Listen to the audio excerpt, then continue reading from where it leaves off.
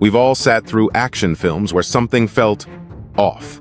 The punches landed, the explosions roared, and the hero saved the day, but somehow, the dialogue didn't quite match the lip movement. The villain's motivations felt watered down. A death scene seemed emotionally empty, like something had been erased. And sometimes, entire characters spoke with voices that felt borrowed. What if the movie you saw wasn't the movie that was made? What if entire scripts were rewritten after filming wrapped? What if climactic scenes were redubbed in secret, or emotional arcs were reshaped by editing suites, not directors? In the world of high-stakes action cinema, things don't always explode on screen sometimes. They implode behind the scenes. Studios don't like risk. So when test screenings flop, controversies stir, or international markets frown, they act quietly. A line is re-recorded, a voice is swapped, a political jab is dulled down. And just like that, the story you thought you knew becomes a safer, tamer, sometimes stranger shadow of its original self. In this countdown, we're uncovering 15 action films that were rewritten after being finished. Not during pre-production, not mid-filming. After everything was done, films that were locked, cut, scored, then suddenly reworked in the 11th hour. Sometimes for censorship, sometimes for politics, sometimes for fear, and occasionally because someone panicked. From full voiceover replacements to silent re-edits that changed a movie's soul, these are the stories the studios hoped you'd never ask about. Until now. Let's dive into 15 action movies where the final version wasn't the real version. Hasson, The Octagon, 1980. The first whisper was never real. Chuck Norris's The Octagon is best known for its unique use of internal voiceover, a whispery, echo-laden monologue that ran through the film, giving insight into the character's mind. Audiences were intrigued. Some found it eerie. Others called it groundbreaking. But here's the secret. None of those voiceovers existed in the original version. The film was shot and edited as a straight martial arts revenge story. No narration, no whispers. It was only after a disastrous early screening that producers demanded something psychological to elevate the tone. So Chuck Norris returned not to fight, but to record the now famous inner voice. Lines like, "I know who they are. I just can't stop them," were written after the fact and layered over existing scenes to simulate introspection. Critics praised the effect, but it wasn't an artistic choice. It was a rescue mission. The Octagon became a cult hit because of the whisper. And that whisper was just a last-minute patch. #2. Laser Mission, 1989. What if your entire motive is lost because your voice no longer belongs to you? Laser Mission, starring Brandon Lee, is often remembered for its chaotic action and bizarre pacing. But underneath the explosions was a subtle romantic subplot, one that never fully made sense in the final cut. That's because it was never supposed to be subtle. Brandon Lee reportedly filmed several tender scenes with co-star Debbie A. Monahan, anchoring his character's reckless mission in personal stakes. But distributors felt this romantic angle slowed the pace. Their solution? Cut the soft moments and redub key scenes, including Lee's voice, to remove any intimate motivation. Suddenly, what was once a personal mission became a generic spy plot. Worse, the replacement voice for Lee in several scenes sounded flat, rushed, lacking his signature charm. Fans have noted moments where Lee's lips don't sync, where his smile no longer fits the words, where Laser Mission stops being his movie. And they're right. #3. Red Scorpion, 1988. Sometimes, redemption is manufactured in post. In Red Scorpion, Dolph Lundgren plays a Soviet Special Forces agent sent to assassinate an African rebel leader only to defect and join the cause of freedom. The movie marketed itself as a Cold War epic of ideological transformation. But what if that transformation wasn't real? According to early production notes and leaked dialogue drafts, Lundgren's character was originally portrayed as a brutal enforcer who slowly unravels not out of morality, but confusion and trauma. His arc was grim, ambiguous. Test audiences in the US didn't like it, so the studio intervened. They redubbed several key monologues, swapping introspective lines with scripted awakening moments. Entire emotional beats were replaced with phrases like, "I fight for what's right," and "freedom is worth the pain," none of which were recorded on set. Even the rebel leader's speeches were altered to sound more black and white, good versus evil. The final film feels straightforward, inspiring even. But that's not what was filmed. The original character wasn't a hero. He was a weapon that misfired. #4, McBain, 1991. You can shoot a dictator, but you can't shoot the studio. McBain, starring Christopher Walken, told the story of an ex-soldier returning to Latin America to overthrow a corrupt regime. The movie was bold, unhinged, and unapologetically anti-establishment. But not for long. The film's original cut ended with a long speech denouncing U.S. involvement in foreign coups. It was raw, fierce, and real. That speech never made it to theaters. Instead, the scene was re-edited. Walken's voice trimmed, rearranged, and dubbed to deliver a generic "Freedom Will Rise" monologue. The original ending, according to insiders, was shelved after major distributors balked at the message. Oddly, trailers from early 1991 still include fragments of the real speech lines that never appear in the final film. So if you ever wondered why McBain feels like two different movies mashed into one, it's because it is. #5, Rage, 1995. What happens when a man loses everything and then loses his voice?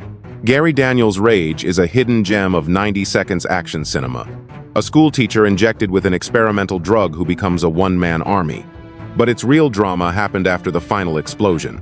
In the original ending, Daniels' character confronts the people who turned him into a weapon. His final line? A quiet, shattered sentence. "You didn't break me. You made me worse." Test audiences hated it. "Too depressing," they said. So the producers stepped in and dubbed a new ending line that Daniels never said. Now, instead of tragedy, he smiles and mutters, "Guest class is dismissed." Cue explosion. Roll credits. Critics cringed. The tone flipped.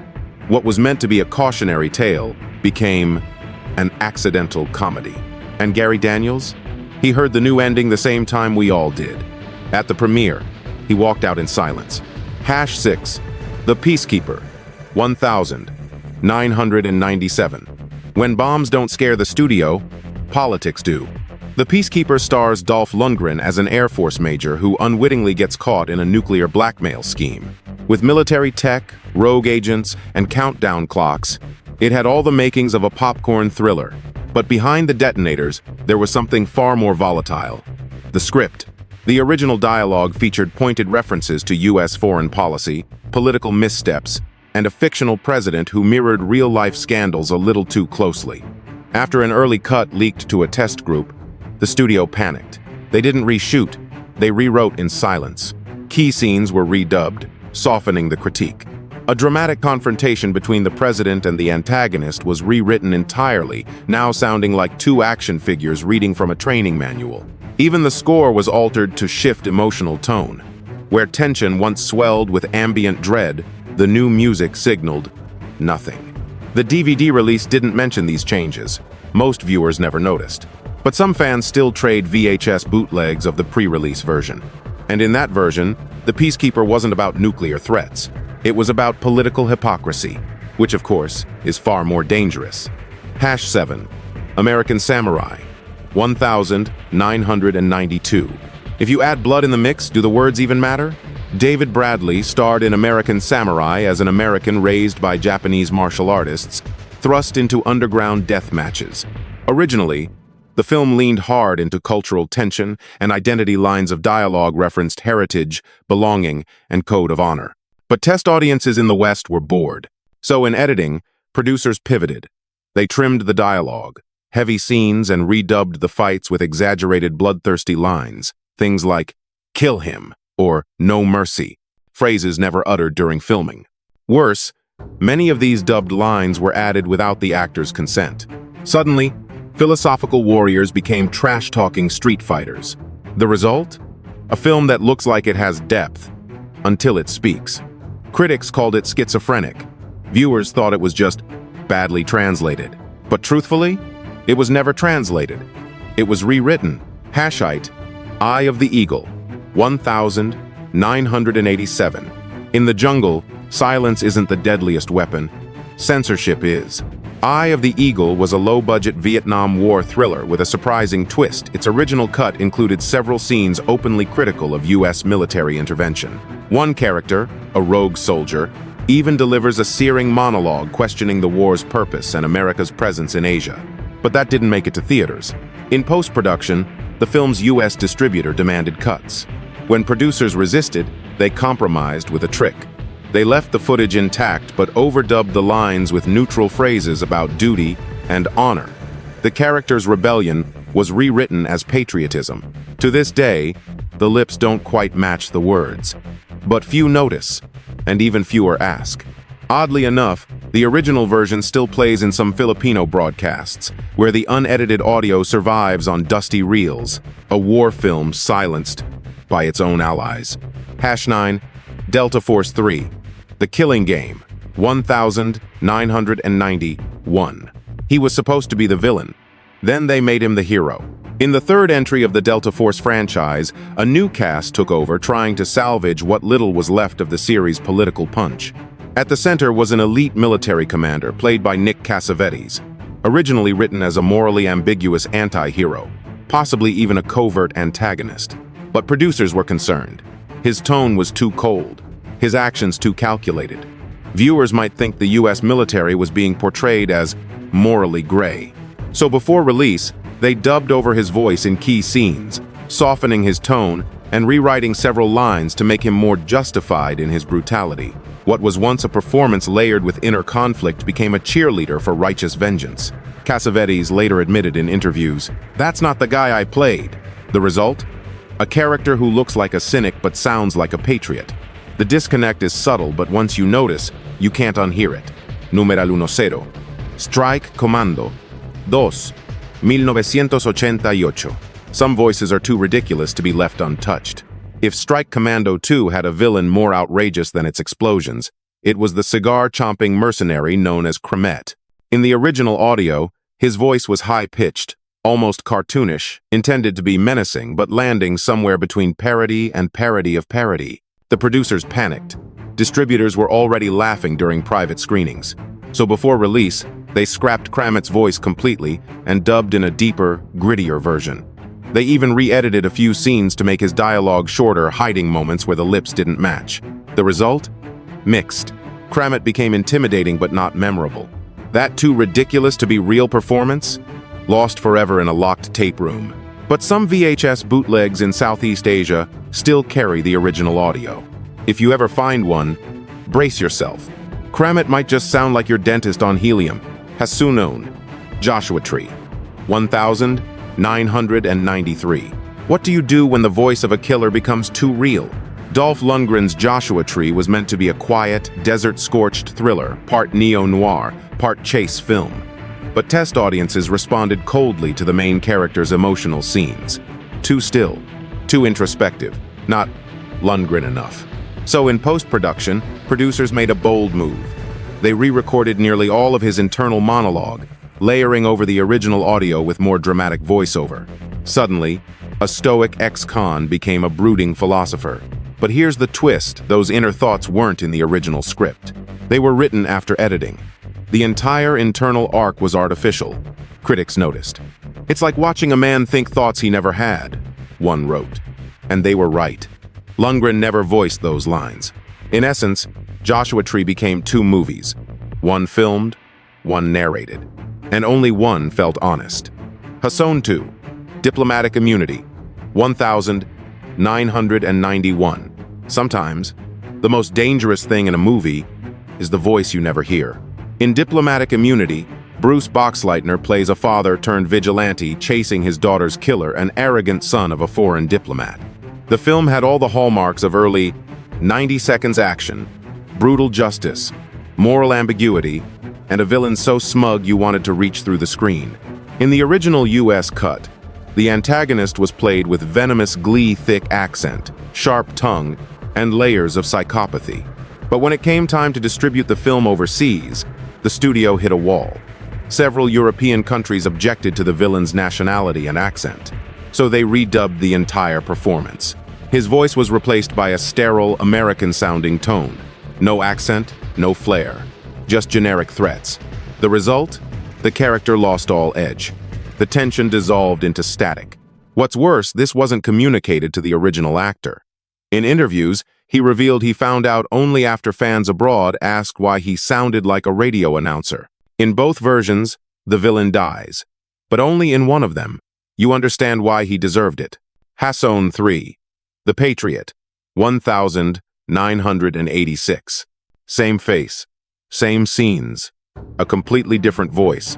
Before the Mel Gibson film of the same name, The Patriot, 1986, told the story of a reclusive military scientist forced to stop a bioweapon attack. Lead actor Greg Henry delivered an intense, layered performance, half paranoia, half cold logic. But when the final cut reached distributors, execs decided Henry's voice didn't fit the heroic mold. His delivery was too detached, too subtle, so they made a drastic call.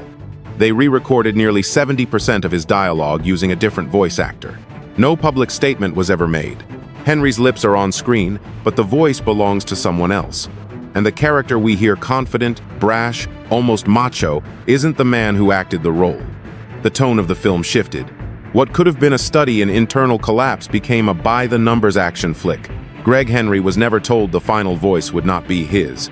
He learned about the change at the premiere. He walked out halfway. This wasn't a rewrite, it was an erasure. Hasson 4. Death Before Dishonor. 1987. You thought you heard the truth, but the truth was rewritten. A Reagan-era military fantasy, Death Before Dishonor rode the wave of patriotic films in the late 80s. But buried in the desert, firefights and testosterone-fueled heroics was a scene that once carried real-world weight. One particular monologue, delivered by a captured American soldier, was originally a scathing critique of covert operations, government betrayal, and the cost of blind allegiance. It shocked test viewers. So, the producers did what Hollywood does best. They changed the meaning without changing the scene.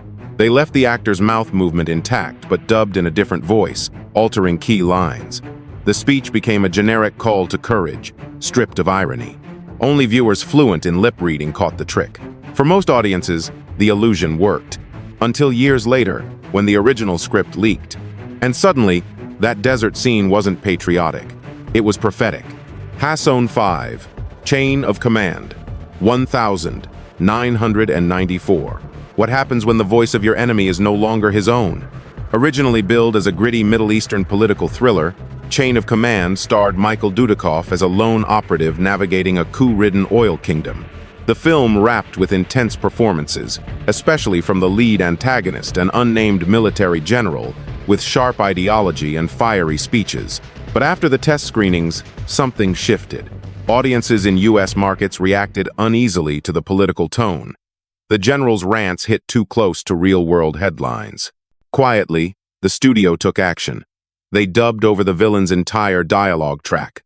A new voice actor, less aggressive, more generic, replaced the original performance in full. The result? A menacing warlord became a cardboard villain, stripped of nuance, message, and menace. Curiously, international versions retained the original audio. And in those versions, the story plays darker, more pointed, and arguably, more powerful. Which version is canon? Depends on what country you're in, or how early your VHS copy was printed. Sometimes, the most dangerous edits are the ones you don't notice. Bonus: Steel Justice. 1987. It wasn't just the lines that were rewritten, it was the entire identity. Steel Justice was marketed as a gritty revenge tale with a sci-fi twist. A cop-turned-vigilante who rides a robotic tank dragon into battle. Yes, really. But early drafts of the film told a wildly different story. Originally titled Dragon of War, the film was a somber tale about PTSD and moral ambiguity, with flashbacks to a failed mission in Southeast Asia. The dragon tank was symbolic, barely shown, more myth than machine. The script leaned on trauma, survivor's guilt, and the futility of vengeance. It tested horribly. So before the film hit video stores, the producers executed a total identity rewrite. The title was changed to Steel Justice.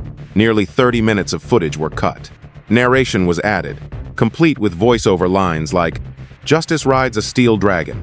Most egregiously, they dubbed over the lead actor's performance, replacing reflective moments with one-liners like, "Time to clean up this town." The result? A surreal Frankenstein of a movie, part Vietnam guilt trip, part Saturday morning cartoon, part gun fu fever dream. To this day, no complete original cut has surfaced. But stills, call sheets, and audio reels suggest that Steel Justice was once a very different beast. So next time someone laughs at the robot dragon, just remember, that wasn't the joke. It was the cover-up. So now you know some of your favorite action films weren't just edited. They were altered, disguised, re-engineered. Was it censorship, creative panic, or just fear that the truth might be too real? Which of these rewrites shocked you the most? Have you ever watched a movie and felt like something was missing or mismatched? Tell us in the comments. Was it a fix or a betrayal? Because in the world of action cinema, sometimes the biggest explosions happen after the cameras stop rolling.